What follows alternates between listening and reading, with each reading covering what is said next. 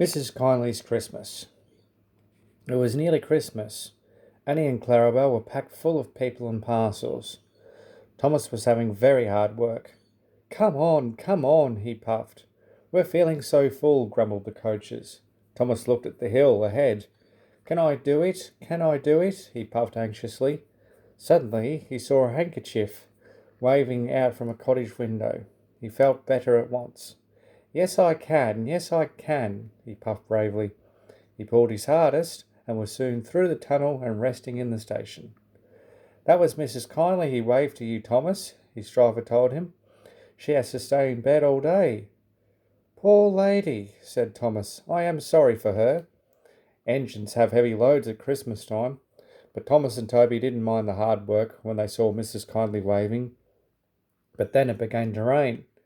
It rained for days and days. Thomas didn't like it, nor did his driver. Off we go, Thomas, he would say. Pull hard and get home quickly. Mrs. Kindly won't wave today. But whether she waved or not, they always whistled when they passed the little lonely cottage. Its white walls stood out against the dark background of the hills. Hello, exclaimed Thomas as fireman one day. Look at that. The driver came across the cab. Something's wrong there, he said. Hanging, flapping, and bedraggled from a window of the cottage was something that looked like a large red flag. Mrs. Kindly needs help, I expect, said the driver, and put on the brakes. Thomas gently stopped. The guard came squelching through the rain up to Thomas's cab, and the driver pointed to the flag. See if there's a doctor on the train, and ask him to go to the cottage, then walk back to the station and tell them we've stopped.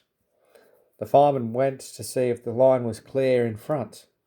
2 passengers left the train and climbed to the cottage. Then the fireman returned. We'll back down to the station, said the driver, so that Thomas can get a good start. We shan't get up the hill, the fireman answered. Come and see what's happened. They walked along the line round the bend. Jiminy Christmas, exclaimed the driver. Go back to the train. I'm going to the cottage. You found the doctor with Mrs. Kindly. Silly of me to faint, she said. You saw the red dressing gown. You're all safe? Asked Mrs. Kindly. Yes, smiled the driver. I've come to thank you. There was a landslide in the cutting, Doctor, and Mrs. Kindly saw it from a window and stopped us. She saved our lives. God bless you, ma'am, said the driver and tiptoed from the room. They cleared the line by Christmas Day, and the sun shone as a special train puffed up from the junction. First came Toby, then Thomas with Annie and Clarabelle, and last of all, but very pleased at being allowed to come, was Henrietta. The Fat Controller was there, and lots of other people who wanted to say thank you to Mrs. Kindly. Peep, peep, peep, peep. Happy Christmas, whistled the engines as they reached the place. The people got out and climbed to the cottage. Thomas and Toby wished they could go too. Mrs. Kindly's husband met them at the door. The Fat Controller, Thomas's driver, fireman, and guard went upstairs, while the others stood out in the sunshine below the window.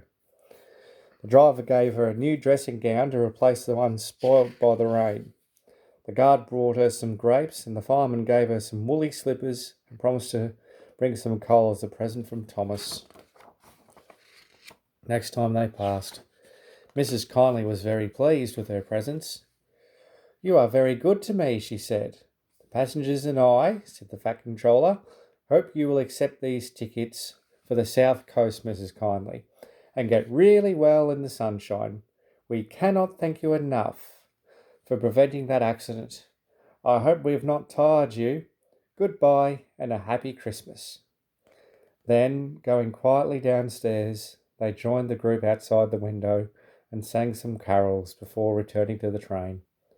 Mrs. Kindly is now in Bournemouth, getting better every day, and Thomas and Toby are looking forward to the time when they can welcome her home.